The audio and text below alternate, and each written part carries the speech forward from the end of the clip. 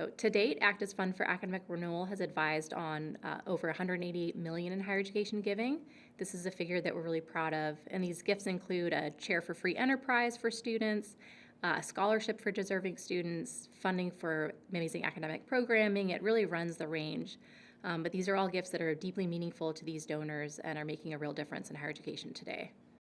Yeah. So the Fund for Academic Renewal is an advisory service for higher education donors. We know that giving well to higher education is really challenging.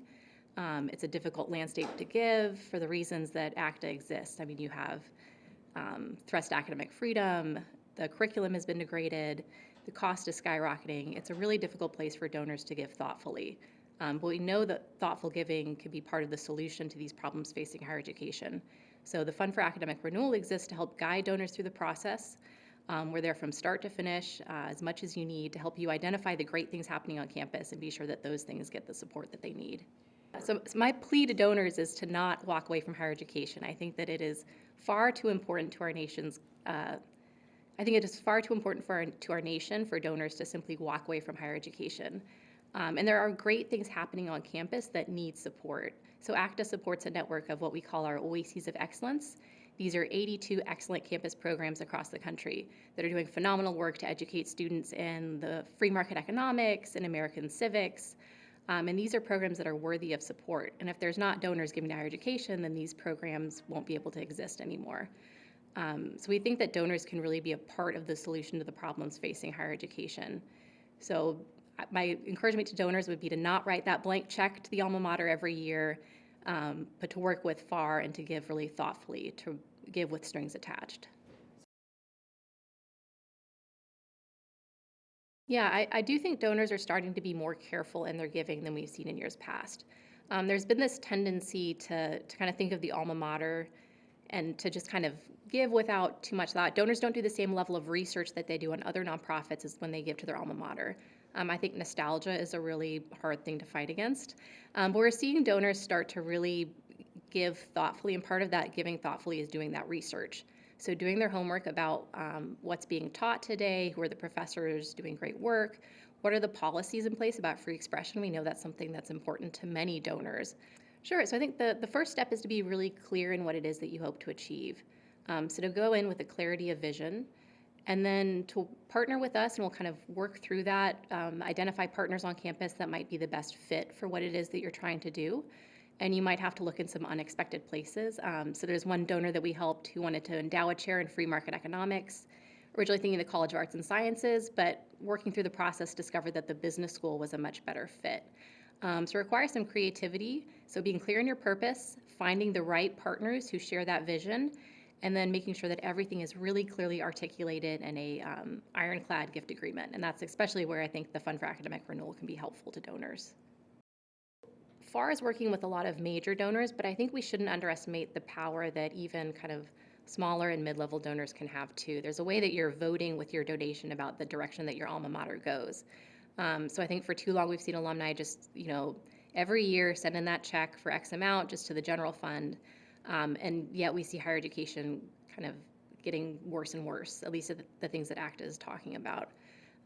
So I think that we should really encourage donors of all levels to leverage their giving, that even those small checks can make a difference, that the 500 check that you're writing just to the general fund, maybe you could direct that to a program that you really care about.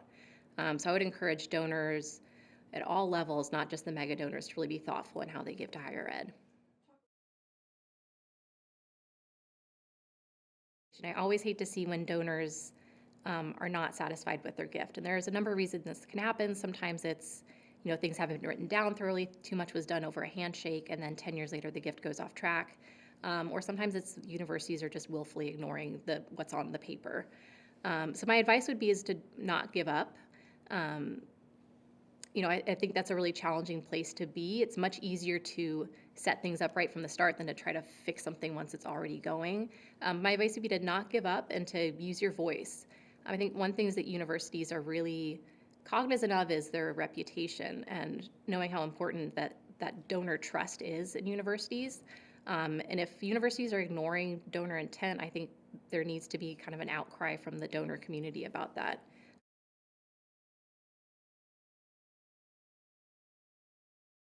Yeah, I think there's an awareness that I've never seen before. I mean, I used to talk about how it's a little bit like Congress, like everybody is suspicious of Congress, but they think their congressman is doing a great job.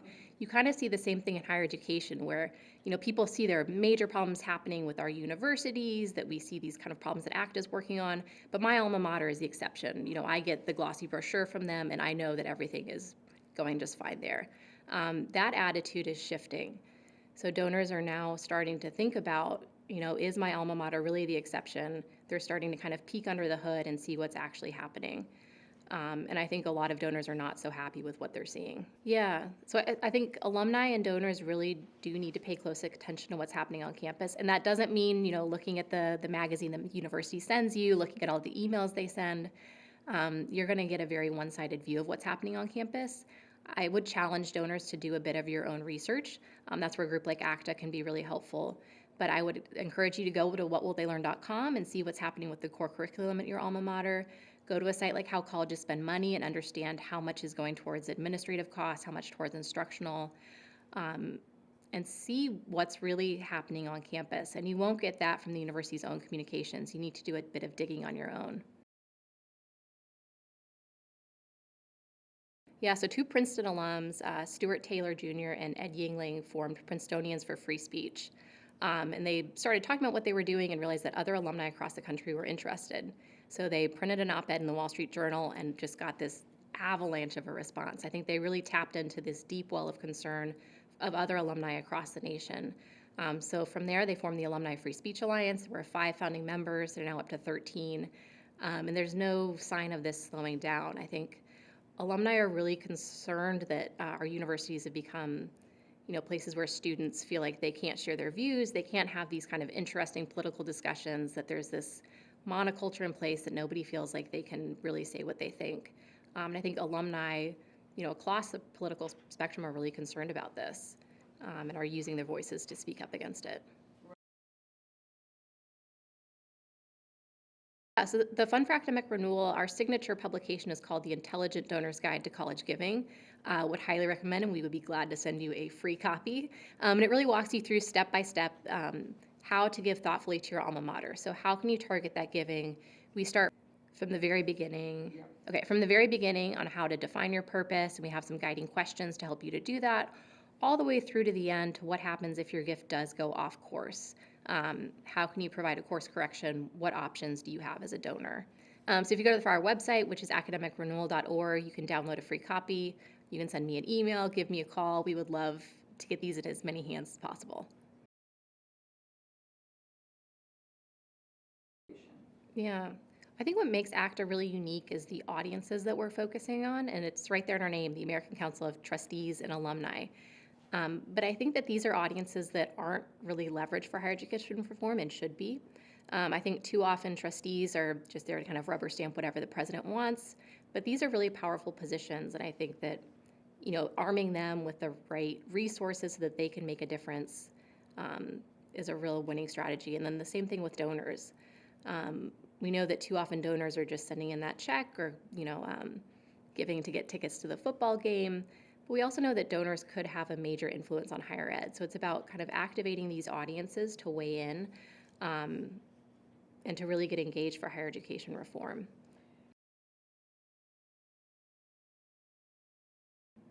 Yeah, absolutely. I mean, I think we're seeing, students are paying far too much and getting far too little in return.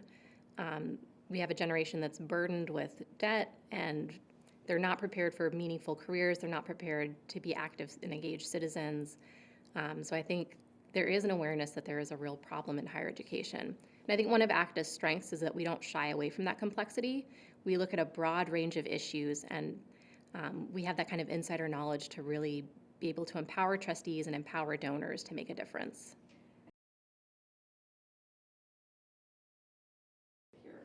Yeah, I think one answer is that our nation's leaders are being trained at our universities. So if we want to think about the next generation of our political, civic, thought leaders, cultural leaders across the board, we need to be paying attention to what's happening in higher education. And we should be concerned if we think that there's a lack of intellectual diversity. We should be concerned if only the elites are able to afford to go to college. I think that that would be a major problem for our nation.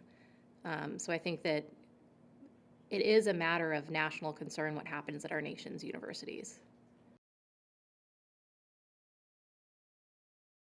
So our nation's universities ignore donor intent at their own peril. On the one hand, they have their reputations at stake. They're essentially breaking a promise with a donor, and that, I think that's a moral problem for the university, and that they lose that trust of, I think, even students and other donors that hear about it. There's a major loss of trust that happens. I think they're also losing out on some great ideas. The donors might be bringing new programs, new initiatives, new ideas to the table that universities otherwise, wouldn't have thought of on their own. So I think when donor intent is ignored, they lose out on these new initiatives that might have a major impact on their university and on their students.